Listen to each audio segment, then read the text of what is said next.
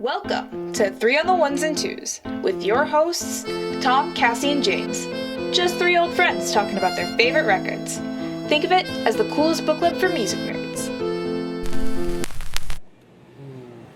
Welcome to 3 on the Ones and Twos. How you guys doing today? Doing good. Hey, James. Doing great. What's going on? Hi, Cass. This is the B episode. Tom. Yes, this We're is going to be a little We're going to be a little bit tipsy. Okay. Thank you, PBR. Thank you, Jameson, Brian, Mikey, Trackside Tavern. We're ready to go. We're ready to do Love it. it. It's a lovely day in 2021. The world is opening up, and we couldn't be more excited about it because we get to have, this is what we do. We love talking about music, human interaction, Yep. and we have a really cool record to talk about. And I'm so glad because there's 2 objects to the show, I think. One is to turn the listener and the viewer onto new songs, new music, new songs, albums, new yeah. records. But how about turning each other onto new records? Honestly, Yes, just full disclosure. Cheers to that, Full you know. disclosure. Cheers. I mean, Yeah. my that's my number one. Like, So I knew a Sue. I knew a Sue. I knew You a knew a few. Sue? I've known a couple of Sues. He knows a Sue. He does. I knew a few songs by this band, and I certainly knew the name of this band. right. That is about it. And You know what? Me too. yeah, and that's what I love. And I love our guest because he's part of the family, the 3 on the Ones and Twos Well, he is family. part of my he's part family. of your family, and we love our guests who can sit in with us. We also love our guests who just like being behind the scenes production and giving us ideas to talk about. So who is it? What is it? Talk about it. So, Greg. Greg Pettay. Hey, Greg. Greg Pettay, who he does post production on Yeah. our, and he's actually doing sound today. Thank you, Greg. So any crap I talk about him, he can hear.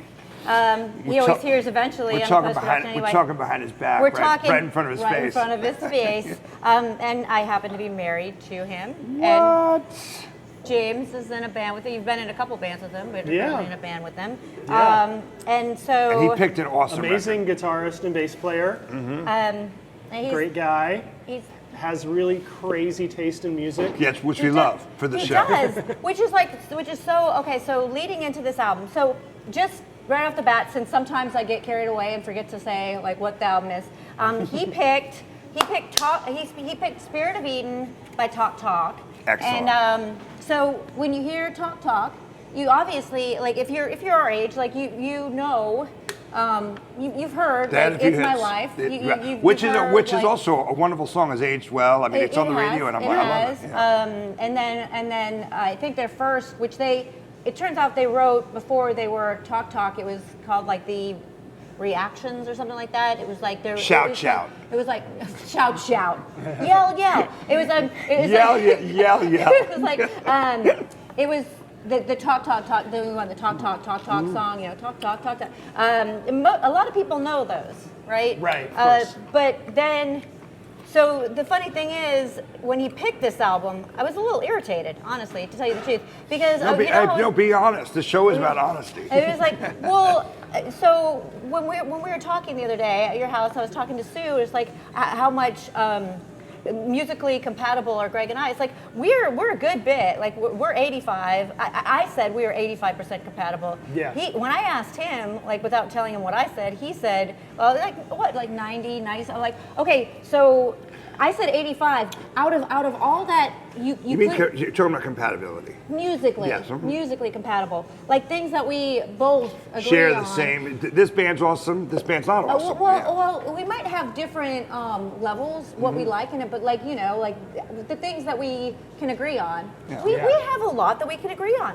So I'm like, there's But always this was not- opportunity. this was not I one had of them, never yeah. heard of this album before, and I was like, of all the things you could have picked, you had to pick something. And then, so Greg gave you a challenge. he did, and Well, he gave us all a challenge. well, he did, because honestly, none of us, and this Yeah. is, I think, maybe the first time none of us were at all familiar with the album Right. that we were going to talk about. Yep. And so It's the first of these episodes that we've come across where I don't own the album Yeah. or have some sort Yeah. of context. Connection, But yeah. that's what makes it cool. Yeah, and, Right. and I hope we have more like that Yeah. with our future guests. We're Oh, it's challenging going to happen. you. It's going to happen I a see- lot. I see Yeah. the list that's coming up, Yeah. and it's like, we have a bunch of good guests we coming. got some yeah. good ones coming. Yeah. So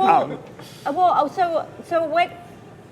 So, depending on the album or depending on what's going on in my life, when I'm kind of like researching these, I can go about it different ways. Sometimes I listen to it first if I haven't heard it. Sometimes I don't have the ability to listen to it. Like say, I hope my boss doesn't watch this, but like, so, you know, sometimes like say I'm like working and I can be on the computer, but I can't necessarily be listening to something. Right. I'll be like, okay, I'll like look up some information on this. So Right. that's kind of what happened on this. So my first thing was learning that. I hope your boss doesn't I'm watch going it. to say, I hope my boss doesn't watch. So I'm going to say another controversial thing. I know I that's shocking. love you and your I like- controversy. I have I have a problem with free jazz, or I did have a problem with free jazz. And you think they flirt with free jazz on this record? Well, they absolutely Yeah. do, and that's one thing that I read when I was first learning about it was that it was that Mark Hollis is very very inspired by jazz, particularly free jazz. Who's the main writer of the He's- band he's and the- the he's the main main- 100% main writer of this record? He's the main writer, usually him, and then The producer. The producer, they co-write. So one thing I was reading was like it's very free jazz inspired. That he is very influenced by free jazz. So I was, and then when I first heard it, which come to find out, I think this album might be my gateway drug to free jazz.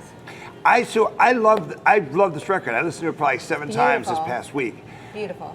I definitely hear the jazz, but I sure. hear Pink Floyd and I hear Velvet Underground. You know what? I mean, He- in the guitars, he- and there's elements of it that remind me of things that I've loved in my life, but don't really But Mark love Hollis or what? listen to now. And Mark I'm like, wait, Hollis- this just for 40 seconds, I thought I was listening to Velvet Underground. I believe Velvet Underground was an influence, but I know that I read that Pink Floyd and King Crimson and there were a lot of things that his older brother actually got him into music. His older brother was a manager for, I don't remember the name of something. They're not bands that I know, but like, so his older brother got him in and got him into listening to some of the things going on, which at the time punk was really, really big, and he was listening to like a lot of prog and like stuff like Sure, that. there's prog elements to it, yeah. And he was very influenced by free jazz. So, but when I first put it on, and this is something that also tested me, but it expanded me, because a lot of times I listen to something, and if it doesn't catch me right away, I think there's so much good music out there. Why am I going to spend my time? And this right, is not why am I going to invest in this? this Right. is not an album Further. that invests you. And No, Greg it won't. sent me the audio, like a YouTube, like an audio Right. of an interview with Mark Hollis. And one of the things he says is he totally disagrees with that that he thinks that the beginning song shouldn't necessarily just like hit you and grab you. It should set a mood. Yeah. And he's going by a lot of the. He wants to develop an organic relationship with the listener Right. and let it just Right. which because none of these are real songs. They're like snippets not. put together They're that him not. and the producer made and they pieced together. Well, you yeah, know. I mean, the way it was created is so fascinating. So the first time I heard it, like it was, like you're listening to it and it starts out and I called Greg out, like when I first heard the bit, I'm like, is it just silence? Because unless you're listening to it with headphones, you Is there don't a problem? notice. there's a lot. the There's a lot little- going on that you don't hear. You don't Yeah. notice the little intricacies starting, and it's really an acquired, and once you listen to it, and I've listened to this album a lot. Because come to find out, he put it on my iPod like years ago, and I like just always like just thinking. Again, thanks, Greg. Thanks, Greg. Well, I mean, because it's such a beautiful album, and it's something that if you are looking for something to grab you right away, you're not. It's not going to be. But if you This give is it a not your chance, album, but this is if you Right. give it a chance, so 6 songs. it's 6. If you want songs. to call them songs. It's not a record that you're going to put on a mix and be like, oh, I want to hear this. You want to hear the whole thing. You do. And Well, you want to let it grow. the first side completely blends in with each other, and I think Yeah. on the UK releases They're like it was movements. just That's it, On yeah. the UK releases it was one thing, and then for the American it actually broke it up They into broke things. it down, yeah. But it's just They all blend in. Segued right into each other, yeah. And then to the point where you have to look to see if it's exactly, the next song. exactly. Right. Because you can't where tell something exactly ends, what where something ends, is that the Tell ending you. or the beginning of the next song? Yeah. Very I can seamless that way. And the way they recorded this, I'll get into like the Yeah, way please. it's I'm insane. loving hearing your input on all this. Yeah, this is just gonna be me talking about how amazing this is and how brilliant I've come to see like Mark Hollis as being. Because also the whole idea that they were coming. Okay, so they were coming off of the colors of The record spring, before- the record before colors this, of yeah. spring, or Yeah. something. It was like colors of spring. We're all like, this isn't our wheelhouse. It's not. It's But I not. love that. And It's please so not. forgive us. And that's again the I whole spent idea a of the lot- show. but I spent a lot of time We're all researching it. learning together. You But know. the thing is, that was very commercially successful, especially in the That was UK. it was a big so record. they got an unlimited budget and unlimited time to do this album. And this is the kind of album that you're going to get when you give them that kind well, of yeah, freedom and with an artistic person. Right. one thing like I Miles read, Davis, who Mark Hollis was incredibly inspired by. So you could hear it when you heard it, like that he was very, very. I mean, it is very jazzy. The approach is It's very. like- Well, I would just say, commenting on this, because I don't want to interrupt like the whole thing you're going on, but I think what this is that he's taking what Miles Davis did in his Electric Years, with like In a Silent Way, with Bitches Beautiful Brew, record, with, In a Silent Way. with On the Corner.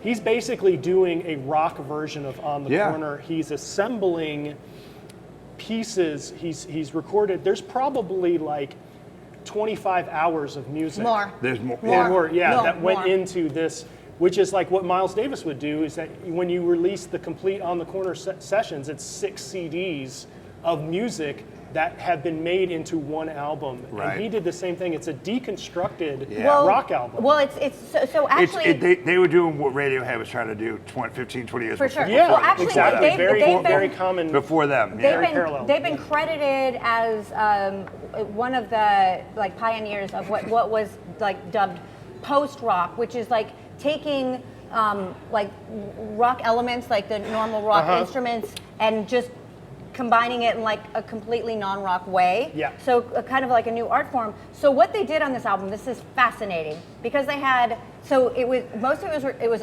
all recorded in the dark, except for like I think like a strobe, like a kind of like a strobe light kind of thing, and they recorded the 6 tracks, but they left gaps in between, and they had tons of guest musicians. I think I counted, and it's in on the back. I think there's like 17 different. Oh, so wow. these people would come in, and they would blindfold them and take them into the studio down.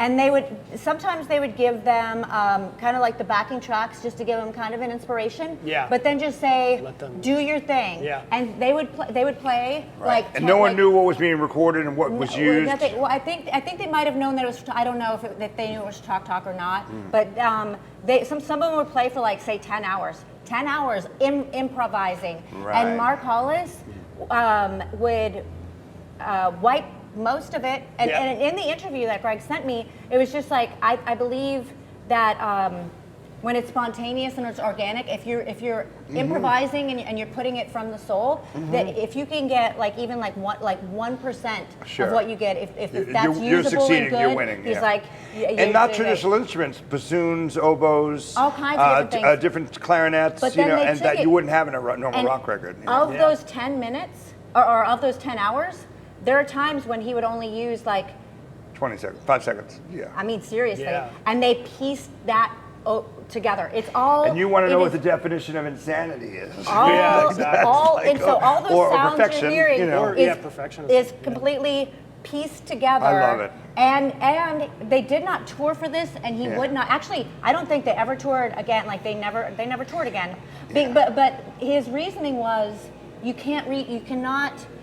Reproduce And actually, those I have songs. an Yeah. actual They can't reproduce quote. live what I they have did. an exact quote from him. It says, "The first time something is played, it's at its finest. The minute you try to recreate that, it becomes an imitation of something that was originally better." I can agree with that. He didn't Yeah. want That's to. very Marquis Smith Yeah, as well. yeah. Also, I know that I don't have what it takes nor do I have the patience to ever do a record like this. But I'm so glad humans and artists like this exist. It took 8 months of recording, right? Yeah. I mean, it was to was at do- least 8 months. Yeah, to yeah. make I think album. Wow. Phil Brown was the engineer on this, and so he did a lot of that piecing, Mm-hmm. and then there's the band, but then there's also Tim Frias Green, who never officially. He's more of a producer, but he also plays keyboards and plays some. But he wasn't a band member, yeah. But he was never an official band member. Yeah. But he co-wrote all the songs with Mark Hollis and Mark. So the two of them made the record. The basically, two of them. Well, and I mean, I'm sure Phil Brown put a ton of. I mean, because I read things with him, and he will say the equipment, and he talked about how intricate it was, just getting those little pieces. And Mark Hollis is known for getting a ton of stuff down, on, and then he'll just wipe it all except for Right. this tiny Oh little my fraction. goodness. Right. Yeah. I mean, Well, it's so creative, but think about coming off of something, because most people don't work like that. A 4-minute pop hit that was on MTV or something, and then going to do this. Well, the album that was so commercially successful that EMI gave them the budget and the time to do this, they ended up breaking with EMI because of this, and EMI tried suing them because Back then, the Stone Roses' first album is genius. I love that record, and they got so much money for the second album, and they put it up their nose, and it's one of the worst pieces of crap ever. And it's back then they gave you a lot of money when you gave them a big hit, and they wanted a second big hit kind of thing. But the thing is, they were really upset because to them this wasn't commercially successful, No, and it wouldn't be. But it's critically amazing. I mean, I always think of commercially. Right. And then artistically creative, Yeah. they're always kind of at odds with each other. Sales and New York Times bestseller list and critics list are all three different things, you know. And reality is for me, when I write songs, I certainly gave up on making money off of me a long time ago. But when someone who I consider a friend and I love their opinion, and I consider them, they're a hero of mine, but they're also a musician. And I found out they like what I do. I'm like, well, that's my success. And the critics and the other musicians love this. Yeah. Yeah. Oh, yeah. Yeah. Well, because, I mean, it really was brilliant. And, so to me, coming off of something that was commercially successful and having that, I think a lot of artists would feel the pressure, though, to try to make people happy. And Mark Hollis didn't. And not only that, after making this, they made Laughingstock, and a few years they made Laughingstock, and then after Laughingstock, he pretty much retired, and then he did one solo album and just completely. He's such a. Where is he now? What's he doing now? He passed away in 2019. Rest which in is peace. so. I didn't. That's so soon. So recently. But he gave up music so long before that, and it's like he did it. And there's such a devoted fan base that wanted him to do more. Yes. That was just dying. I know what I'm doing this afternoon is going through the rabbit hole of Mark and talk for 2 hours. Honestly, I can't get sick of listening to this album. I really, really can't. And it's one of those things that it's and so I'm going to read you. So I said Greg he wouldn't be on the episode, but he would write up some stuff. Well, please do. So this is going to be an inside joke just for people that know Greg, but it's I was a little also it's kind of ironic that he picked an album by a band called Talk Talk because he doesn't. He doesn't talk. He doesn't much. And so I was like, you'll write up something. He's like, yeah. So last night I got him to write up something. He wrote up literally. He wrote up a lot. No, this is mostly my notes. I'm trying to find his. This is what he wrote up. Are you going to do it in his voice? No. But it is really pretty, and it's from the heart. I know. Listening to the record as a whole is like watching a blank canvas bleed out colors to form a beautiful painting. Oh. And yeah. and I know. I thank you, Greg. And when I listen to music, by the way, I see colors and I see paintings. Yes. Someone's voice and some people's guitars for sure. I love. I can't even talk, and I'm so excited, and I love when music does that, too. So I appreciate Greg saying that, and I listen to it because it really does sound like a lot of strange, beautiful, pretty dreamscapes, to me. Well, Woody had told me a while back when we were talking about it, when he had first kind of picked it, he said that every time he hears it, he notices something different, kind of like you know, when you see like a well-known beautiful painting in a museum or in a gallery, and like the more you look at it, the more you start noticing little tiny things that make it more special and more beautiful. And I believe that about this, because the more I listen to it, I mean, there's like say the rainbow where it starts, which is really a slow starter, which Mark Hollis also, I don't know if I have the like what he kind of said about that. He said, no, maybe I didn't write down that quote, but he did say something about, no, I just blanked out. No, you got to go on. No, I got to. No, you got to take my spot. I wanted to talk about. I completely agree with you that this is like a painting, more than any other record, really, of this kind. And it is definitely one you have to listen to more than once. Yes. Like, don't judge it based on your first listen, because it is impossible. It changes. Shit, now I remember what I was going to say. Please go. And so, He did say that he didn't agree with the whole concept of grabbing you from the beginning. Yes. Right, you mentioned that. Did I say that already? But that's okay. Say it again. Well, no, because that was one of the problems I had with the rainbow. But then the more I listened to it, the more like you start hearing these little sounds, and you start. So it doesn't. To me, as a non-musician, I don't think, oh, I really love like that X instrument. To me, it's kind of like at the beginning, it sounded like a sea, like I heard like what I thought was like the ocean, or the sounds of like being like on cliffs by the ocean. And it's like it really does give you a feeling. And he said, Mark Hollis, he said that he cared when picking musicians to play on it. He cared more about who they were as a person than he did about their technique, because to him it was more. It was to him it was more about trust. If you knew the person was a good person, and they you liked the person as they were, what they were going to put out, like organically from the way they felt, you trusted that there was going to be something of value in that. Yes. Trust is important when working with people on an album. Okay, well, I couldn't read my notes very quickly. So. No, I agree. Well, I listened to this record Thursday evening in the mountains around a fire, like. What a setting! Beautiful. A fire. Drinking wine. Well, I wasn't drinking wine. I was drinking some beers, but I love red wine. But it was a wonderful setting, and I remember saying to myself, "Man, in a couple of weeks, I'm going to go to the beach, and I want to listen to this album at night on the beach," because I think what you're seeing in front of you and what you're hearing really can be a beautiful marriage. Yeah. Exactly. Like the painting James is talking about. For sure.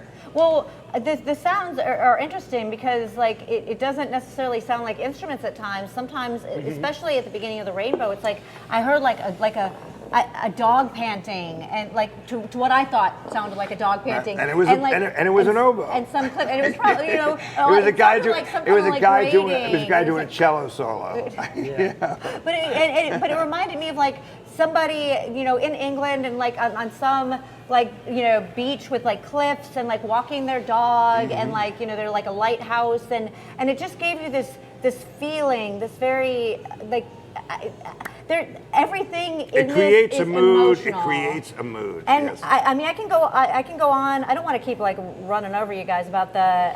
No.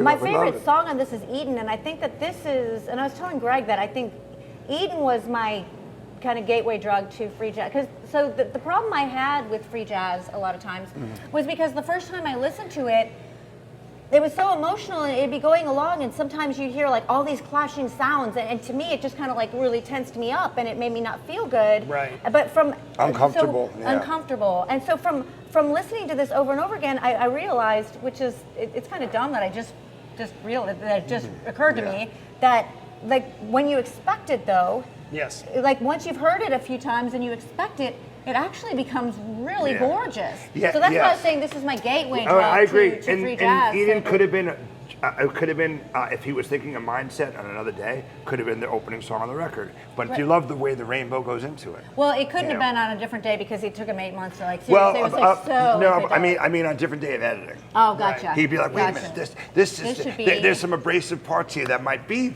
the day I'm thinking I want to grab someone. Right. But I love the decision making and the editing and the production on it, the way it's all together. I want to thank Mark Hollis for doing what he did and having that kind of patience. I mean, oh yeah. My goodness. I mean, well, Mark Hollis, and I mean, you definitely Phil Brown, because I think that like not being one of the musicians and just being like the engineer, like he's not getting the credit that he said it's like. Like 10 hours for months at a time, like sitting here listening to the same stuff and over and over again, seconds. and picking and like rearrange that it got. And in the dark, he said that even like the editing and stuff, they did it all like with the little stroke. He said it was grueling. Yeah, it was really grueling. I can only imagine. I know that this is, like I said, this is very much like a deconstructed album. Like, but it's if you listen to it for what it is, it's obviously a very beautiful album. It's gorgeous. It has amazing melodies. The guy knew exactly what he was doing when he was putting this together. And when they talk about this is very much, this album for sure is referenced a lot in kind of post-rock circles. They said, this is from 1988. Right. So, and there's a lot of parallels. This was actually referenced in the 33 1/3 book on Slint Spiderland. I love I love those books too. Yeah. Who knows, whatever. But there are parallels to a band like in an album like Spiderland to Spirit of Eden, because it's the same deal with you have 3 songs each side. Yep. They're all very much like movements that occur. I would say that when I think about post-rock, I also think about, I don't know, bands like from the Chicago scene, like Tortoise. People sure. have said Tortoise wouldn't sound like Tortoise if it wasn't for this album. I hear that. I actually think I hear the band Gastro del Sol. Yep. They're very much, I feel like Spirit of Eden, when I hear a Gastro del Sol album, Rachel's, Jim O'Rourke, the Rachel's, all that. Had a record that had some sounds that were similar to it. I hear Spirit of Eden sort of as a precursor to a lot of those, where they take a traditional rock band and they completely deconstruct it and make it something else. And I think that's what kind of started, or maybe he was just the visionary in that sense. Of a movement. That's what they dubbed as post rock, and that's why they find them the kind of pioneers of post rock. I mean, I think that's, and if you, even as uncommercially successful as this album was as a whole, like critically, and as far as like the bands that reference it as being an influence and talking about how amazing it was and how much it impacted them, and there's a lot of people, like if you go on and you read, it changed a lot of people's lives, and honestly it changed me to the point like I'm gonna approach music differently. Right. I'm not necessarily going to. I'm going to give things more of a chance and not expect it to pull me in right away. Yeah. And also, I think I'm going to have to listen to a lot more free jazz. So it's opened your mind. It's opened up your mind, your palate. So I really, as irked as I was at first, that he picked something that was like, you could have picked so many things that I already knew we were going to get on. I'm glad he picked it, because I wouldn't have went down the beautiful path I went down. Last week, several nights, like I said, I was in the woods, in the mountains, and it was a beautiful. I mean, I listened to it twice in a row, and outside the sky, I'm seeing shooting stars. It was wonderful. I've listened to this album now probably at least a dozen times, and every time I understand what he was saying. Like I pick up new things on it, and I really love it more. I mean, it's gotten to where it was like, it was pretty, and then it was like beautiful, and I'm getting to the point where it's like really breathtaking. Like it really takes me on this emotional journey, and I mean, I love it. It's definitely something that I'm going to listen to again, and I'm very, very thankful that Greg picked it, because it's not something I ever would have given a chance to. Thank you, Greg. Thanks, Greg. Thank you. I think we have a letter to read. Thank you, Talk. Thank you. Wait. Cheers, Spirit of Eden. Hey, good to see everybody. Good to see everybody. Cheers. Meow, meow, meow. Thank you, Jameson. James, I love the way you read these letters. Oh, Yes. James getting I mean, something I like reading letters. I love getting mail letters. time? Yeah. Mail Who time. doesn't love getting a letter? I But know. but I love hearing you read it. I love the way he reads letters. Well, this one came to us. I think it was a boy. It was a boy. A boy sent a letter to us. Was it Venus as a boy? Yeah. It was. This one is called "The One That Got Away," Oh my goodness. and it's not about a A love significant interest. other. Yeah. This is about a show. This is Okay. about a show that you would have gone to, but for some reason this is kind of pre-pandemic time. Yes. And the whole idea is that this is kind of like a lesson for To not- post-pandemic. to not miss Don't future let one shows. get away. Does it need Take to be? advantage. Does it need to be like right around pre-pandemic, No, anything. or could it be like from a long time It could ago? go that you a just long didn't- time ago, but this is a show. This is a show that you could have gone to. Maybe it was on your mind. Maybe you'd planned it. Right. And for some reason, either you forgot, you spaced, or you convinced yourself, oh, it's a school night, or I got to work in the morning. I'm not going to go. And then the band, broke up. Or I have somebody a passed feeling away the or one that I'm something going to happened. mention for me, a lot of people, friends that I have in this town, have the same one. My younger brother was living here. My parents moved to Atlanta. We're in Atlanta, Trackside Tower, in '88, and I didn't move here until maybe '93. But I was visiting in the early '90s, so maybe it was '91. And we both had an opportunity to see Nirvana at the Masquerade. Yes. Scott was asked to go with a girlfriend of his, and I guess she had a couple tickets. And for some reason, we both said no. Maybe it was school night for him, and maybe I was just in town visiting my family. Yeah. But next thing you know, they're the biggest band in the world, and next thing you know, the singer's dead, and they're never going to play again. Yeah. So, and although I go here and there as a Sure. Nirvana fan, sometimes Right, I'm not right, into them right. at all. Sometimes I'm like, Yeah. much But it respect. would have been an amazing, But that is important definitely show one to that see. got away. Yeah. That's a lover that I wish I would have went out with. You know, I wish I would have seen Nirvana back then. And that would have been very cool. Because I also heard it was a legendary show. Sure.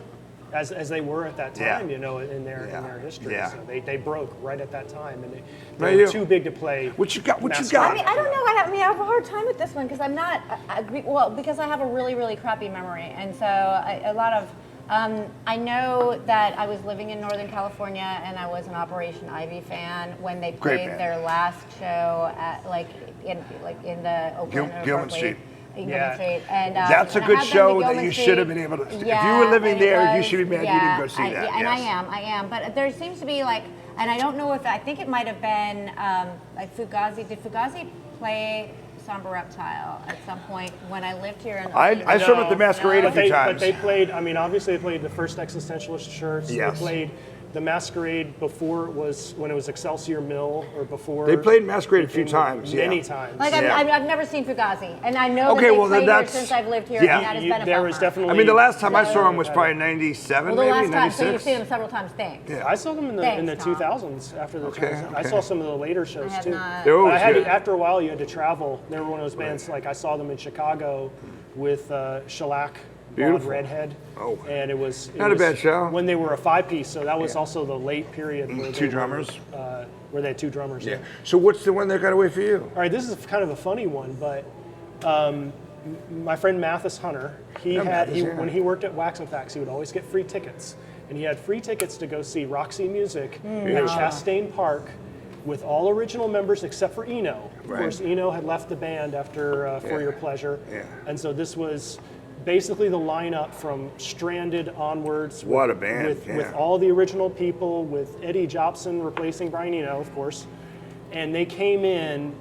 And so the whole deal was that we had forgotten that the show was happening on that day. And it was Oh like my goodness. later that week we were like, wait a minute, because it was sort of like, you're just, I don't know, we were in our 20s or Yeah, something it's like you maybe get- at yeah. that point. You're just like That's a pretty spacing big out. one It's that a got. fun I'm a time, huge it's Brian fun. Ferry fan. I mean, that's amazing. I found you can buy bootleg albums of it. I found it in a record store. Like, here's the show from Chastain Park, man. and it's like the first two albums, Yeah, which are just gothic amazing albums. records, yeah. And it was there's no excuse. I didn't talk myself out of it. I just Forgot the day. completely forgot what day it was. That's a pretty big one that got away. And I think all three of us have pretty big ones that got away, and I think time has got away Gotten on away. us. Yeah. It's like Thank you, Crowley Talk Road. Talk. Thank you, Talk Greg, Talk. Thank for you, the Mark Hollis. suggestion. He's Thank you, May you Brian, and rest in peace. Trackside Tavern, and thank you all for hanging out Thank with you, us. and thank you, Greg, for putting up with me and for being and for picking this. I didn't say it. Colin T was over there laughing. Thank you. Thank you to the production crew. Cheers, Thank everybody. you. All right, cheers. Good one.